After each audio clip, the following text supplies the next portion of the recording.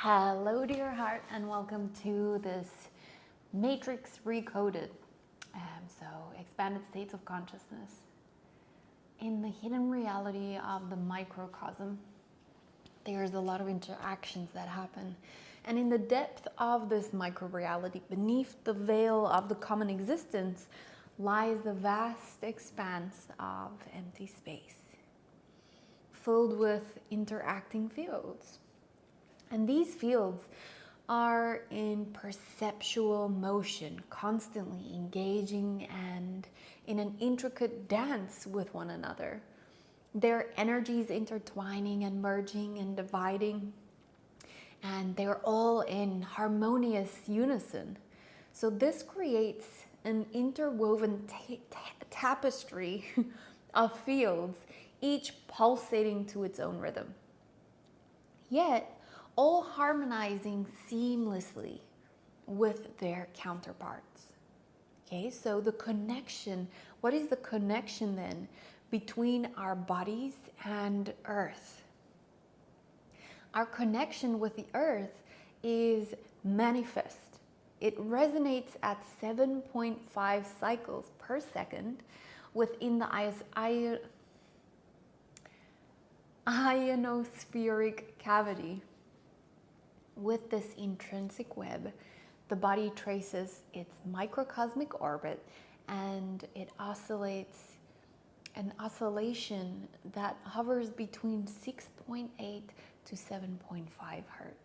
So this delicate harmony suggests a finely tuned resonance system, a symphony of energies exchanging whispers across a vast wavelength encircling the planet's perimeter of approximately 40,000 kilometers. This might go beyond our mind, but this is truly something significant. And the way that our body communicates with itself and with each other is within this field. It's within our body's movements. It transits signals through our electromagnetic field that envelops us. So this is basically the globe where we merge the fraction of a heartbeat of about 1/7 of a second, and the long waves transferring all obstacles in their path, right? So these waves can really move through absolutely anything. And these are quintessential medium for transmitting telepathic impulses. Have you ever thought about a person and then received a message from them instantly? You're in the same wavelength, you're in the same field, that's why. Now, how can breath and resonance play a role here? As we cease to draw the breath, so meaning if we do a breath hold, if we stop our breath, then there's a really curious transformation that unfolds. And there's a threefold amplification in the microcosmic motion. So our body falls into a resonant state, and its movements falls into coherence. Now, this march of metabolism reduces the demand of oxygen to maintain the body's immaculate operation, so it needs less oxygen. The breath becomes a gentle whisper of harmoniously synchronizing with the resonant rhythm of the aorta, and also ensuring the sacred resonance when it remains undisturbed. I discussed this rhythm entrainment of the body in breath holds in a previous video. You can check it out. Now, this resonance really extends its gentle embrace across the entire body. All systems fall within this coherence. The bones and the organs sways cohesively to a cadence of 7 cycles per second. And this natural rhythm is a sacred tempo. So it's almost like a divine choreography. The heart and the aorta, encouraged by the resonance and the efficacy of energy use, demands very little energy to propel the body forward. And it's very similar to the artful swing of a pendulum. So pushed at the right moment or swung at the right moment, it's where these two interference subsides and the body commences its journey in the concert of pure coherence. So there's no interference patterns of the waves like overriding each other, but they're in perfect harmony. Now, what is the benefit of being in this resonance? This resonant state is a real serene place that we find ourselves in. It offers profound benefits, bringing forth an elevation of consciousness or an expanded state of consciousness. So from this, as the body attains resonance, this elevation or expansion manifests uniquely for every single individual. So my experience of an expanded state of consciousness might not be the same than yours. And this is what really makes it unique and infinite and so magical. When we come together to breathe or meditate, this is where the magic really starts to unfold. The more oscillators resonating at the same frequency, the stronger the rhythm entrainment force becomes, making it harder to break its flow. Now, in the hearts of this communion, when we breathe together, a nucleus of meditative souls emits 7 hertz of harmonic resonance. And this sends ripples out to the planet's electrostatic field, right? So this subtle emission guides others on their quest to also attain this resonant state. With each new participant meditating and breathing together, the signal grows in its intensity and it starts creating this ever expanding symphony of souls in harmonic unity.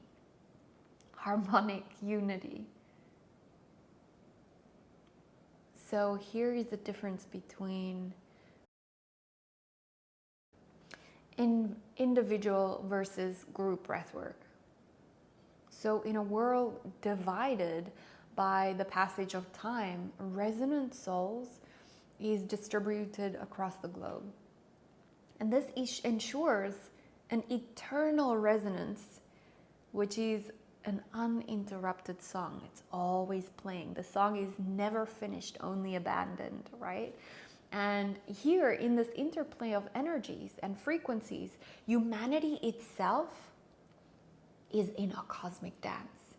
It is a grand and timeless spectacle concealed within the enchanting fields and unfolding of the micro reality. So this is where we come into the quantum field. And I often contemplate whether offering breathwork sessions one-on-one or in groups are better. Because one-on-one sessions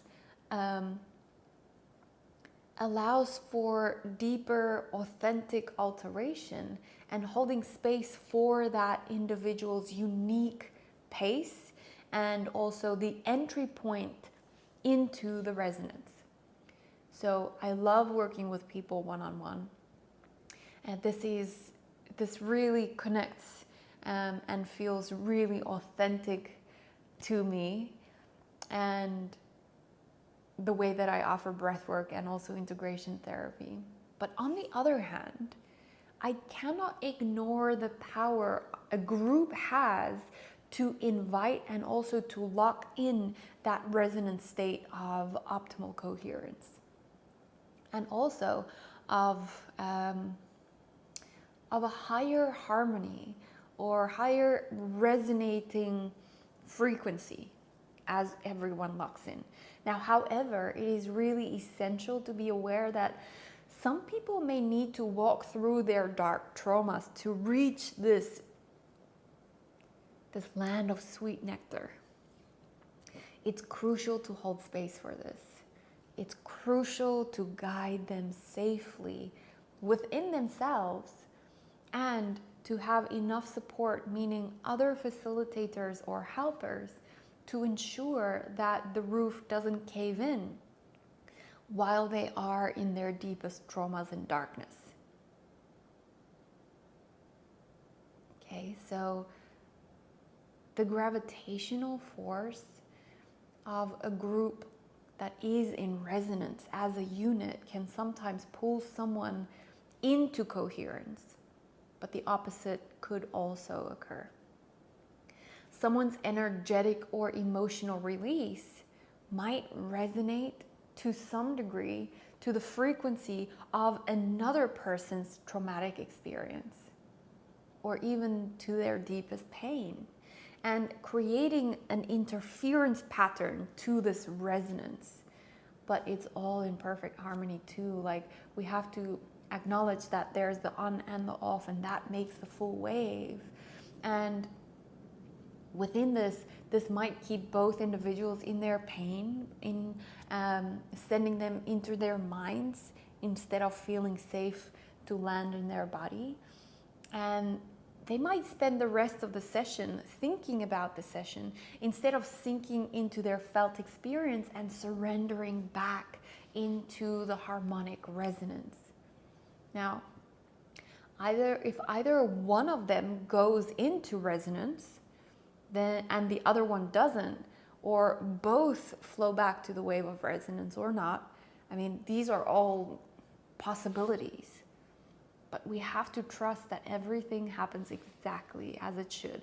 And it's never my goal as a facilitator to try to get absolutely everyone in resonance and at their highest performing bliss experience, because that might not be what they need. So physics and mysticism. Physics can explain on a deeper level what mystics already knew and spoke about poetically, and what we directly experience. So my personal breathwork journey has been so in depth, and that's the level that I can facilitate from, the level that I have explored in my breathwork. And that is why I have my own daily practice, and I dance with my breath, I dance with resonance, I dance with expanded states of consciousness, and I consciously choose to explore my shadow,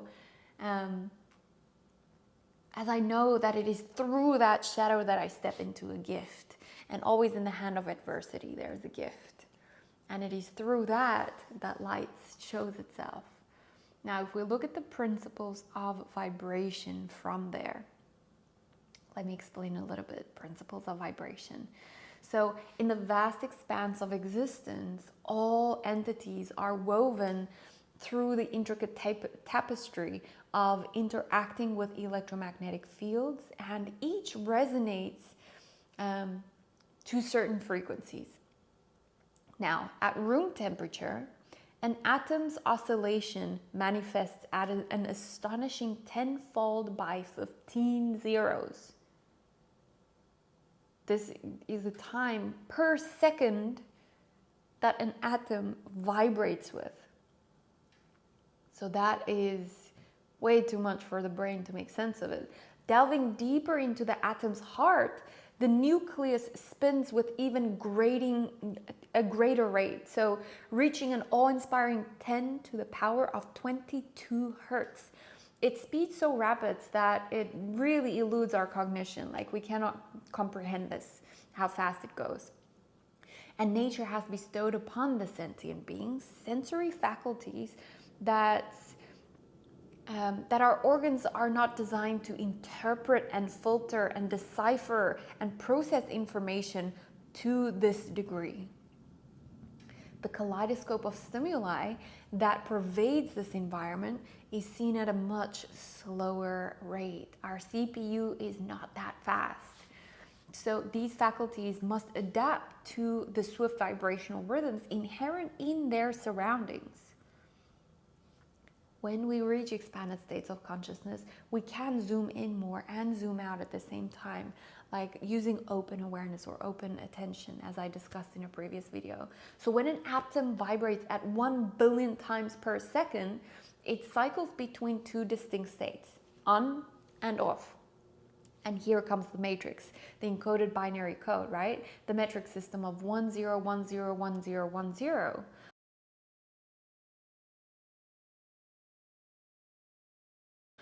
This is the essence of existence. The one represents the manifested, the masculine, the logical, the yang, the form. While the 0 embodies the unmanifested, the feminine, the creativity, the yin, the formless. And this is where you go to find your awareness in what you truly are. You have to be willing to let go of the form, let go of identity, come back in towards yourself, to the formless. Now the journey to the formlessness. To seek the formlessness, you must embark on an inward journey. It's not an outward, it's an inward journey. And not to find a destination, but to be receptive as a listener. The form and the formless are not separate. They are distinct, yet they are inseparable facets of our being. The less you endow to populate the 0 with the 1s, so we try to pull form into the formless, the more we will discern the resonance of the infinite potential. And in relinquishing the external quest for fulfillment and validation, it is then when the completeness of the formless arises from within.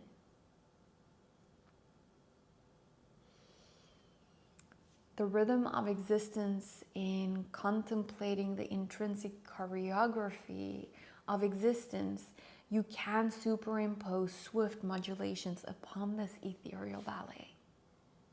However, the sensory faculties bestowed upon us lag in their ability to interpret the symphony of data in its entirety. Again, our senses are too slow to pick up this vibrant, fast-moving energy.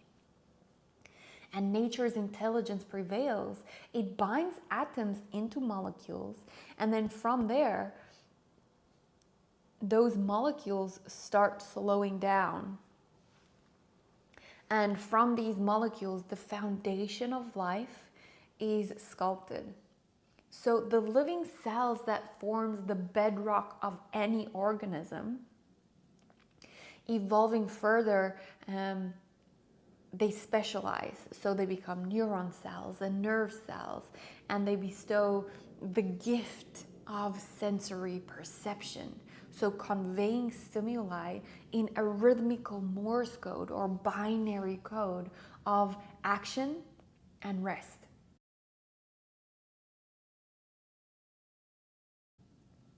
The binary language of ones and zeros. Thus, this daunting vibrational speeds of atoms are then transmuted into a more palatable frequency, so that our cells can have a response to that, so that our senses can interpret that at a harmonious level of 10 to the power of 3. This is something that we can start interpreting, and codes that we can start processing, information, bits of data that we can start processing within this life. And sensory perception, so the symphony of the sensation that envelops us, is not limited to traditional sensory organs. It is conceivable that fluctuations emanate from the myriad field that envelops us, intrinsically tied to the oscillations of molecular structures within the brain and also the endocrine glands. Fluctuations in the moon's electrostatic fields may also wield influence, giving rise to sensations of restlessness, anxiety, or we blame the planets where they are situated, or whatever the case may be. So comprising these sensory nerve cells strategically stationed within our sensory organs, these cells are linked by long neural filaments. conveying and converging into bundles that accumulate in the spine. And this is then the birthing place of the spinal cord, and ultimately ascending into the physical brain. So the physiological studies reveal a curious facet of these nerve cells. When left unstimulated, their output remains sporadic in nature and punctuated by irregularly spaced electron pulses or spikes. However, when subjected to external stimuli, pressure or otherwise, then their output transforms into a really vibrant crescendo of closely spaced spikes. And the tempo is dictated by the stimuli's intensity. So the mode of operation characterizes our entire sensory system, be it the visual input from our eyes or the auditory input, sensation streaming in through the ears, or the tactile impressions that we find upon our skin, all over our skin. The culmination of these inputs yield symphony of spikes. It's the same, like there's still just an on and an off, and on and an off, and on and an off. And these pathways culminating in specific regions in the brain, right? But the brain cannot detect, oh, this was from the eye, this is light, this is auditory. There's still just an on and an off spike. So how do we then translate this into the world? How do we translate the world into this experience? Our senses transmutes the tapestry of our surroundings into this Morse code, into this binary code of existence, action and rest, 1 and 0. Action materializes as neurons discharge their rhythmical spikes, while rest carries an official message to the cell's regeneration, waiting for the next sensory signal. So from this binary dialect, the brain masterfully interprets and orchestrates the form of a tree, its texture, its color, its fragrance, all obtained from this rhythmical dance of this binary code of ones and zeros. So the brain does really interpret what is here form and what is not here formless. It needs both because they are interconnected. Now let's look at the pendulum's dance, which can also be seen as the ones and the zeros. Now in this rhythmical dance, we find a kindred resonance, a pendulum, if you will. It adheres to the principles of simple harmonic motion. So tracing an elegant trajectory as it swings, right? From the right to the left, from the 1 to the 0. And by constraining the pendulum's freedom of movement between two parallel plates, we transform its circular path into a reciprocal motion, so akin to a dance within the confined spaces. Yet the pendulum's inherent rhythm remains unaltered. So this celestial choreography extends to the planets and the electrons, and underlying the unchanging connection between the observer and the observed. And a testament to the role of subjectivity in the cosmic theater, right?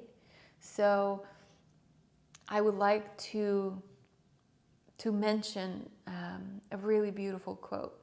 Alexa David Neal, the secret teaching in the Aro Buddhist sect, said, "The tangible world is movement. Say the masters, not a collection of moving objects, but the movement itself. There are no objects in movement. It is the movements that constitutes the object which appears to us. There are nothing but movements. This movement is a continued and infinitely rapid succession of flashes of energy. In Tibetan, sal or shung, all objects perceptible to our senses, all phenomena of whatever kind and whatever aspect they may assume, are constituted by rapid succession of instantaneous events. There are two theories, and both consider the world as a movement. One states that the course of this movement, which creates phenomena, is continuous as the flow of a quiet river, seems to us. The second declares the movement is intermittent and it advances by separate flashes of energy which follow each other at such small intervals that these intervals are almost non-existent.